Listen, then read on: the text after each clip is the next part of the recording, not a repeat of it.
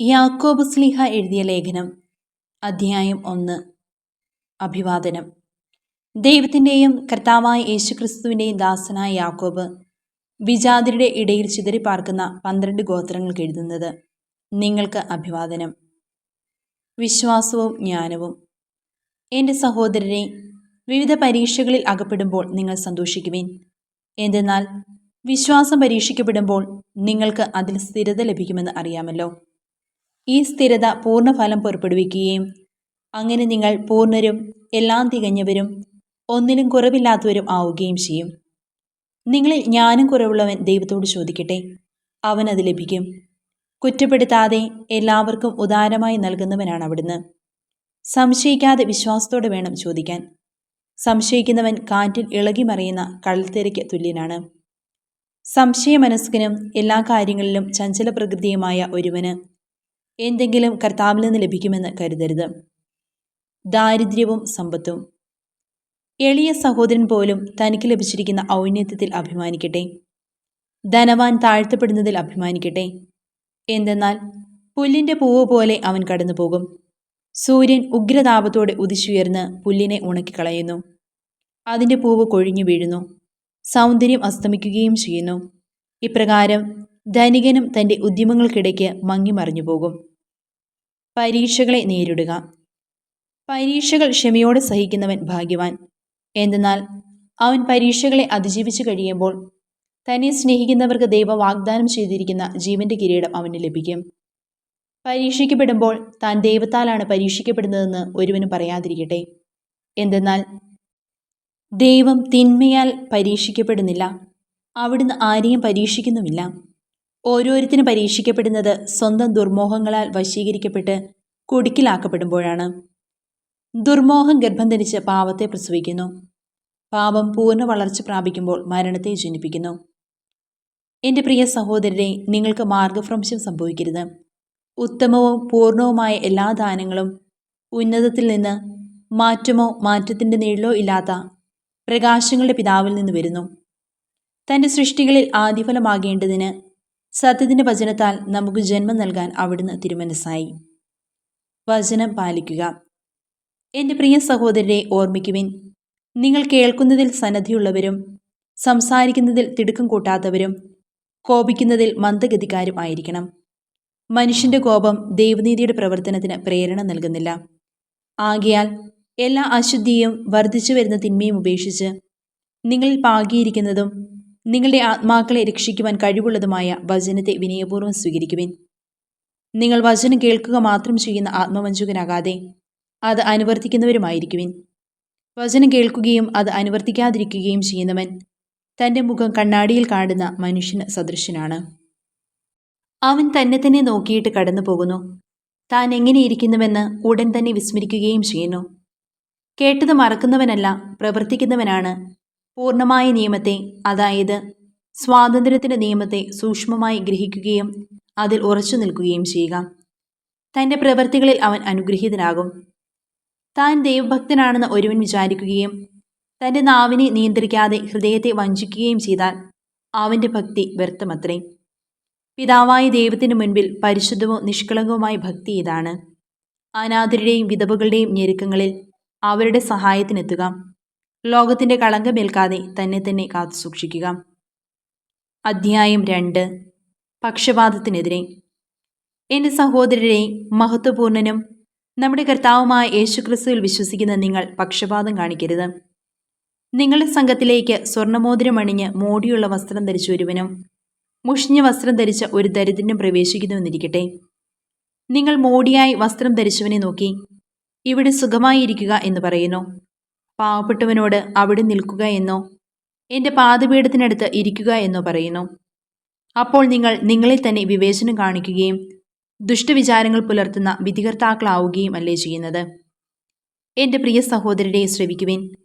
തന്നെ സ്നേഹിക്കുന്നവർക്ക് വാഗ്ദാനം ചെയ്ത രാജ്യത്തിലെ അവകാശികളും വിശ്വാസത്തിൽ സമ്പന്നരുമായി ദൈവം തിരഞ്ഞെടുത്തത് ലോകത്തിലെ പാവപ്പെട്ടവരെയല്ലേ? എന്നാൽ നിങ്ങൾ പാവപ്പെട്ടവരെ അവമാനിച്ചിരിക്കുന്നു. നിങ്ങളെ പേടിപ്പിക്കുന്നത് സമ്പന്നരല്ലേ? നിങ്ങളെ ന്യായാസനങ്ങളുടെ മുൻപിലേക്ക് വലിച്ചൊഴിച്ചു കൊണ്ടുപോകുന്നത് അവരല്ലേ? നിങ്ങൾക്ക് നൽകിയിരിക്കുന്ന ധന്യമായ ആ നാമത്തെ ദുഷിക്കുന്നത് അവരല്ലേ?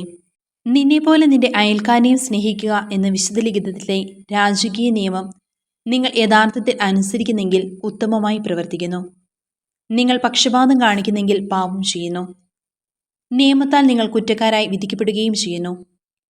ആരെങ്കിലും നിയമം മുഴുവൻ അനുസരിക്കുകയും ഒന്നിൽ മാത്രം വീഴ്ച വരുത്തുകയും ചെയ്താൽ അവൻ എല്ലാത്തിലും വീഴ്ച വരുത്തിയിരിക്കുന്നു. എന്തെന്നാൽ വ്യഭിചാരം ചെയ്യരുത് എന്ന് കൽപ്പിച്ചവൻ തന്നെ കൊല്ലരുത് എന്നും കൽപ്പിച്ചിട്ടില്ലേ? നീ വ്യഭിചാരം ചെയ്യുന്നില്ലെങ്കിലും കൊല്ലുന്നെങ്കിൽ നീ നിയമം ലംഘിക്കുന്നു. സ്വാതന്ത്ര്യത്തിന്റെ നിയമം അനുസരിച്ച് വിധിക്കപ്പെടാനുള്ളവരെ പോലെ നിങ്ങൾ സംസാരിക്കുകയും പ്രവർത്തിക്കുകയും ചെയ്യുവിൻ. കാരുണ്യം കാണിക്കാത്തവന്റെ മേൽ കാരുണ്യരഹിതമായ വിധിയുണ്ടാകും. എങ്കിലും കാരുണ്യം വിധിയുടെ മേൽ വിജയം വരിക്കുന്നു. വിശ്വാസവും പ്രവൃത്തിയും. എൻ്റെ സഹോദരരെ, വിശ്വാസമുണ്ടെന്ന് പറയുകയും പ്രവൃത്തി ഇല്ലാതിരിക്കുകയും ചെയ്യുന്നവന് എന്ത് മേന്മയാണുള്ളത്? ഈ വിശ്വാസത്തിന് അവനെ രക്ഷിക്കാൻ കഴിയുമോ? ഒരു സഹോദരനോ സഹോദരിയോ ആവശ്യത്തിന് വസ്ത്രമോ ഭക്ഷണമോ ഇല്ലാതെ കഴിയുമ്പോൾ നിങ്ങളിൽ ആരെങ്കിലും ശരീരത്തിന് ആവശ്യമായത് അവർക്ക് കൊടുക്കാതെ സമാധാനത്തിൽ പോവുക, തീ കായുക, വിശപ്പെടുക്കുക എന്നൊക്കെ അവരോട് പറയുന്നെങ്കിൽ അതുകൊണ്ട് എന്തു പ്രയോജനം? പ്രവൃത്തികൾ കൂടാതെയുള്ള വിശ്വാസം അതിൽ തന്നെ നിർജീവമാണ്. എന്നാൽ ആരെങ്കിലും ഇങ്ങനെ പറഞ്ഞേക്കാം, നിനക്ക് വിശ്വാസമുണ്ട്, എനിക്ക് പ്രവൃത്തികളുമുണ്ട്. പ്രവൃത്തികൾ കൂടാതെയുള്ള നിന്റെ വിശ്വാസം എന്നെ കാണിക്കുക. ഞാൻ എൻ്റെ പ്രവൃത്തികൾ വഴി എൻ്റെ വിശ്വാസം നിന്നെ കാണിക്കാം. ദൈവം ഏകനാണെന്ന് നീ വിശ്വസിക്കുന്നു, അത് നല്ലതു തന്നെ. പിശാചുക്കളും അങ്ങനെ വിശ്വസിക്കുന്നു. അവർ ഭയന്ന് വിറയ്ക്കുകയും ചെയ്യുന്നു. മൂഢനായ മനുഷ്യ, പ്രവൃത്തികൾ കൂടാതെയുള്ള വിശ്വാസം ഫലരഹിതമാണെന്ന് നിനക്ക് തെളിയിച്ചു തരേണ്ടതുണ്ടോ? നമ്മുടെ പിതാവായ അബ്രാഹാം നീതീകരിക്കപ്പെട്ടത് തൻ്റെ പുത്രനായ ഇസ്ഹാക്കിനെ യാഗപീഠത്തിന്മേൽ ബലിയർപ്പിച്ചതു വഴിയല്ലേ? അവൻ്റെ വിശ്വാസം അവൻ്റെ പ്രവൃത്തികളെ സഹായിച്ചുവെന്നും വിശ്വാസം പ്രവൃത്തികളാൽ പൂർണ്ണമാക്കപ്പെട്ടുവെന്നും നിങ്ങൾ അറിയുന്നുവല്ലോ. അബ്രാഹാം ദൈവത്തിൽ വിശ്വസിച്ചു, അതവന് നീതിയായി പരിഗണിക്കപ്പെട്ടു എന്ന തിരുവെഴുത്ത് നിറവേറി. അവൻ ദൈവത്തിൻ്റെ സ്നേഹിതനെന്ന് വിളിക്കപ്പെടുകയും ചെയ്തു. മനുഷ്യൻ വിശ്വാസം കൊണ്ട് മാത്രമല്ല പ്രവൃത്തികളാലുമാണ് നീതീകരിക്കപ്പെടുന്നതെന്ന് നിങ്ങൾ അറിയുന്നു. റാഹാബ് എന്ന വേശ്യ ദൗത്യവാഹകരെ സ്വീകരിക്കുകയും അവരെ മറ്റൊരു വഴിക്ക് പുറത്തേക്ക് പറഞ്ഞയക്കുകയും ചെയ്ത പ്രവൃത്തികൾ മൂലമല്ലേ നീതീകരിക്കപ്പെട്ടത്? ആത്മാവില്ലാത്ത ശരീരം മൃതമായിരിക്കുന്നത് പോലെ പ്രവൃത്തി കൂടാതെയുള്ള വിശ്വാസവും മൃതമാണ്. പൗലോസ് ശ്ലീഹ ഫിലിപ്പിയിലെ സഭയ്ക്ക് എഴുതിയ ലേഖനം, അധ്യായം 3. യഥാർത്ഥ നീതി. എൻ്റെ സഹോദരരെ, നിങ്ങൾ കർത്താവിൽ സന്തോഷിക്കുവിൻ. ഒരേ കാര്യം വീണ്ടും എഴുതുന്നതിൽ എനിക്ക് മടുപ്പ് തോന്നുന്നില്ല. നിങ്ങൾക്കത് കൂടുതൽ സുരക്ഷിതത്വം നൽകും.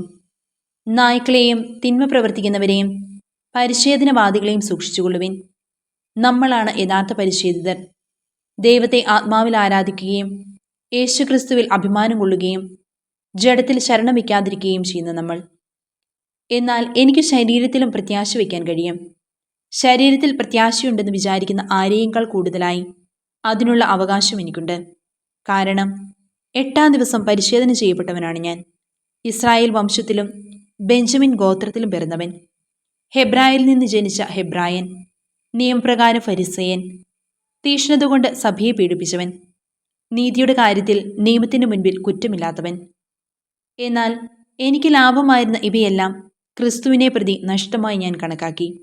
ഇവ മാത്രമല്ല, എൻ്റെ കർത്താവായ യേശുക്രിസ്തുവിനെ പറ്റിയുള്ള ജ്ഞാനം കൂടുതൽ വിലയുള്ളതാകിയാൽ സർവവും നഷ്ടമായി തന്നെ ഞാൻ പരിഗണിക്കുന്നു. അവനെ പ്രതി ഞാൻ സകലതവും നഷ്ടപ്പെടുത്തുകയും ഉച്ഛിഷ്ടം പോലെ കരുതുകയുമാണ്. ഇത് ക്രിസ്തുവിനെ നേടുന്നതിനും അവനോടുകൂടെ ഒന്നായി കാണപ്പെടുന്നതിനും വേണ്ടിയത്രേ. എനിക്ക് നിയമത്തിൽ നിന്ന് ലഭിക്കുന്ന നീതിയല്ല ഉള്ളത്, പിന്നെയോ ക്രിസ്തുവിലുള്ള വിശ്വാസം വഴി ലഭിക്കുന്ന നീതിയാണ്. അതായത് വിശ്വാസത്തെ ആസ്പദമാക്കി ദൈവത്തിൽ നിന്നുള്ള നീതി. അത് അവനെയും അവൻ്റെ പുനരുദ്ധാനത്തിൻ്റെ ശക്തിയെയും ഞാൻ അറിയുന്നതിനും അവൻ്റെ സഹനത്തിൽ പങ്കുചേരുന്നതിനും അവൻ്റെ മരണത്തോട് താതാത്മ്യപ്പെടുന്നതിനും വേണ്ടിയാണ്. അങ്ങനെ മരിച്ചവരിൽ നിന്നുള്ള ഉയർപ്പ് പ്രാപിക്കാമെന്ന് ഞാൻ പ്രതീക്ഷിക്കുന്നു. ലക്ഷ്യത്തിലേക്ക്. ഇതെനിക്ക് കിട്ടിക്കഴിഞ്ഞെന്നോ ഞാൻ പരിപൂർണനായെന്നോ അർത്ഥമില്ല. ഇത് സ്വന്തമാക്കാൻ വേണ്ടി ഞാൻ തീവ്രമായി പരിശ്രമിക്കുകയാണ്. യേശുക്രിസ്തു എന്നെ സ്വന്തമാക്കിയിരിക്കുന്നു. സഹോദരരെ, ഞാൻ തന്നെ ഇനിയും ഇത് സ്വന്തമാക്കിയെന്ന് കരുതുന്നില്ല. എന്നാൽ ഒരു കാര്യം ഞാൻ ചെയ്യുന്നു, എൻ്റെ പിന്നിലുള്ളവയെ വിസ്മരിച്ചിട്ട് മുൻപിലുള്ളവയെ ലക്ഷ്യമാക്കി ഞാൻ മുന്നേറുന്നു. യേശുക്രിസ്തുവിലൂടെ ഉന്നതത്തിലേക്കുള്ള ദൈവത്തിൻ്റെ വിളിയാകുന്ന സമ്മാനത്തിനു വേണ്ടി ഞാൻ ലക്ഷ്യത്തിലേക്ക് പ്രയാണം ചെയ്യുന്നു. അതിനാൽ നമ്മിൽ പൂർണ്ണത പ്രാപിച്ചവർ ഇങ്ങനെ തന്നെ ആഗ്രഹിക്കട്ടെ. ആരെങ്കിലും ഏതെങ്കിലും കാര്യത്തിൽ ഭിന്നമായി ചിന്തിക്കുന്നുവെങ്കിൽ ദൈവം നിങ്ങൾക്ക് അത് വ്യക്തമാക്കി തരും. എന്നാൽ നേടിയെടുത്തതിനെ മുറുകെ പിടിച്ചുകൊണ്ട് തന്നെയാവണം നമ്മുടെ പ്രവർത്തനം. സഹോദരരെ, നിങ്ങൾ എന്നെ അനുകരിക്കുന്നവരോട് കൂടെ ചേരുവിൻ. ഞങ്ങളുടെ മാതൃകയനുസരിച്ച് ജീവിക്കുന്നവരെ കണ്ടു പഠിക്കുവിൻ. എന്നാൽ പലരും ക്രിസ്തുവിൻ്റെ കുരിശിൻ്റെ ശത്രുക്കളായി ജീവിക്കുന്നു എന്ന് പലപ്പോഴും നിങ്ങളോട് ഞാൻ പറഞ്ഞിട്ടുള്ളത് തന്നെ ഇപ്പോൾ കണ്ണീരോടെ ആവർത്തിക്കുന്നു. നാശമാണ് അവരുടെ അവസാനം, ഉദരമാണ് അവരുടെ ദൈവം. ലജ്ജാകരമായതിൽ അവർ അഭിമാനം കൊള്ളുന്നു. ഭൗമികമായത് മാത്രം അവർ ചിന്തിക്കുന്നു. എന്നാൽ നമ്മുടെ പൗരത്വം സ്വർഗത്തിലാണ്. അവിടെ നിന്ന് ഒരു രക്ഷകനെ, കർത്താവായ യേശുക്രിസ്തുവിനെ നാം കാത്തിരിക്കുന്നു.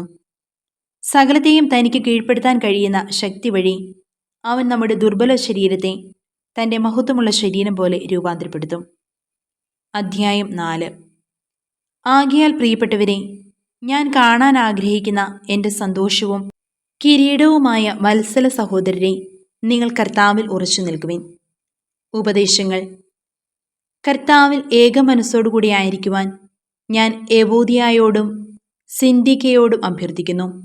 കൂടാതെ എൻ്റെ ആത്മസുഹൃത്തെ ക്ലെമന്റിനോടും എൻ്റെ മറ്റു സഹപ്രവർത്തകരോടും കൂടെ സുവിശേഷത്തിനു വേണ്ടി എന്നോടൊപ്പം പ്രയത്നിച്ച ആ സ്ത്രീകളെ സഹായിക്കണമെന്ന് ഞാൻ നിന്നോട് അഭ്യർത്ഥിക്കുന്നു. അവരുടെ നാമം ജീവൻ്റെ പുസ്തകത്തിലുണ്ട്. നിങ്ങൾ എപ്പോഴും നമ്മുടെ കർത്താവിൽ സന്തോഷിക്കുവിൻ. ഞാൻ വീണ്ടും പറയുന്നു, നിങ്ങൾ സന്തോഷിക്കുവിൻ. നിങ്ങളുടെ ക്ഷമാശീലം എല്ലാവരും അറിയട്ടെ. കർത്താവ് അടുത്തെത്തിയിരിക്കുന്നു. ഒന്നിനെക്കുറിച്ചും ആകുലരാകേണ്ട. പ്രാർത്ഥനയിലൂടെയും അപേക്ഷയിലൂടെയും കൃതജ്ഞതാസ്തോത്രങ്ങളോടെ നിങ്ങളുടെ യാചനകൾ ദൈവസന്നിധിയിൽ അർപ്പിക്കുവിൻ. അപ്പോൾ നമ്മുടെ എല്ലാ ധാരണയെയും അതിലംഘിക്കുന്ന ദൈവത്തിൻ്റെ സമാധാനം നിങ്ങളുടെ ഹൃദയങ്ങളെയും ചിന്തകളെയും യേശുക്രിസ്തുവിൽ കാത്തുകൊള്ളും.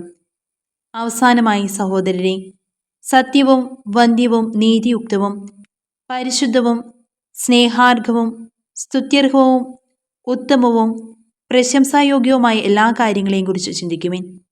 എന്നിൽ നിന്ന് പഠിച്ചതും സ്വീകരിച്ചതും കേട്ടതും എന്നിൽ കണ്ടതും നിങ്ങൾ ചെയ്യുവിൻ. അപ്പോൾ സമാധാനത്തിൻ്റെ ദൈവം നിങ്ങളുടെ കൂടെയുണ്ടായിരിക്കും. സഹായത്തിന് നന്ദി. നിങ്ങൾ ഇപ്പോൾ വീണ്ടും എന്നോട് താല്പര്യം കാണിക്കുന്നതിനാൽ ഞാൻ കർത്താവിൽ വളരെ സന്തോഷിക്കുന്നു. ഈ താല്പര്യം നിങ്ങൾക്ക് പണ്ടുമുണ്ടായിരുന്നതാണ്. എന്നാൽ അത് പ്രകടിപ്പിക്കാൻ അവസരമില്ലായിരുന്നല്ലോ. എനിക്ക് എന്തെങ്കിലും കുറവുള്ളതുകൊണ്ടല്ല ഞാനിത് പറയുന്നത്. കാരണം ഏതു സാഹചര്യത്തിലും സംതൃപ്തിയോടെ കഴിയാൻ ഞാൻ പഠിച്ചിട്ടുണ്ട്. താഴ്ന്ന നിലയിൽ ജീവിക്കാൻ എനിക്കറിയാം. സമൃദ്ധിയിൽ ജീവിക്കാനും ഏതു സാഹചര്യത്തിലും കഴിയുവാനും എനിക്ക് പരിശീലനം ലഭിച്ചിട്ടുണ്ട്. അതെ, സുഭിക്ഷത്തിലും ദുർഭിക്ഷത്തിലും സമൃദ്ധിയിലും ദാരിദ്ര്യത്തിലുമെല്ലാം എന്നെ ശക്തനാക്കുന്നതിലൂടെ എല്ലാം ചെയ്യാൻ എനിക്ക് സാധിക്കും. എങ്കിലും എൻ്റെ ഞെരുക്കങ്ങളിൽ സൗമനസ്യത്തോടെ നിങ്ങൾ പങ്കുചേർന്നു. ഫിലിപ്പിയരെ, സുവിശേഷ പ്രചാരണത്തിൻ്റെ ആരംഭത്തിൽ ഞാൻ മെക്കദോനിയ വിട്ടപ്പോൾ നിങ്ങളൊഴികെ മറ്റൊരു സഭയും എന്നോട് കൊടുക്കൽ വാങ്ങലിൽ പങ്കുചേർന്നില്ലെന്ന് നിങ്ങൾക്ക് തന്നെ അറിയാമല്ലോ. ഞാൻ തെസ്സലോനിക്കായിൽ ആയിരുന്നപ്പോൾ പോലും എൻ്റെ ആവശ്യത്തിന് 1-2 പ്രാവശ്യം നിങ്ങൾ സഹായം അയച്ചു തന്നു. ഞാൻ ദാനം ആഗ്രഹിക്കുന്നുവെന്ന് വിചാരിക്കരുത്. പിന്നെയോ നിങ്ങൾക്ക് പ്രതിഫലം വർദ്ധിക്കണമെന്നാണ് എൻ്റെ ആഗ്രഹം. എനിക്ക് ആവശ്യത്തിനും അതിലധികവും ലഭിച്ചു. എനിക്ക് എല്ലാം തികഞ്ഞിരിക്കുന്നു. കാരണം എപ്പഫ്രോദോത്തിസിൻ്റെ അടുത്ത് നിന്ന് നിങ്ങളുടെ ദാനം ദൈവത്തിന് പ്രസാദിച്ചതും സുരഭിലവും സ്വീകാര്യവുമായ ബലി ഞാൻ സ്വീകരിച്ചു. എൻ്റെ ദൈവം തൻ്റെ മഹത്വത്തിൻ്റെ സമ്പന്നതയിൽ നിന്ന് യേശുക്രിസ്തു വഴി നിങ്ങൾക്ക് ആവശ്യമുള്ളതെല്ലാം നൽകും. നമ്മുടെ പിതാവായ ദൈവത്തിന് എന്നും എന്നേക്കും മഹത്വമുണ്ടായിരിക്കട്ടെ. ആമേൻ. നിങ്ങൾ യേശുക്രിസ്തുവിൽ സകല വിശുദ്ധരെയും അഭിവാദനം ചെയ്യുവിൻ. എൻ്റെ കൂടെയുള്ള സഹോദരർ നിങ്ങളെ അഭിവാദനം ചെയ്യുന്നു. എല്ലാ വിശുദ്ധരും, പ്രത്യേകിച്ച് സീസറിൻ്റെ ഭവനത്തിൽപ്പെട്ടവർ നിങ്ങളെ അഭിവാദനം ചെയ്യുന്നു. നമ്മുടെ കർത്താവായ യേശുക്രിസ്തുവിൻ്റെ കൃപ നിങ്ങളുടെ ആത്മാവോടുകൂടെ ഉണ്ടായിരിക്കട്ടെ. സുഭാഷിതങ്ങളുടെ പുസ്തകം അധ്യായം 30, 1 മുതൽ 6 വരെയുള്ള വചനങ്ങൾ. ആഗൂറിൻ്റെ സൂക്തങ്ങൾ. മാസായിലെ യാക്കയുടെ മകനായ ആഗൂറിൻ്റെ വാക്കുകൾ.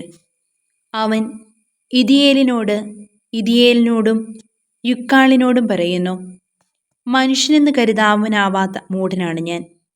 മനുഷ്യന്റെ ബുദ്ധിശക്തി എനിക്കില്ല. ഞാൻ ജ്ഞാനം അഭ്യസിച്ചിട്ടില്ല. പരിശുദ്ധനെക്കുറിച്ചുള്ള അറിവും എനിക്കില്ല. സ്വർഗത്തിലേക്ക് കയറുകയും ഇറങ്ങുകയും ചെയ്തതാര്? കാറ്റിനെ മുഷ്ടിയിൽ ഒതുക്കുന്നതാര്?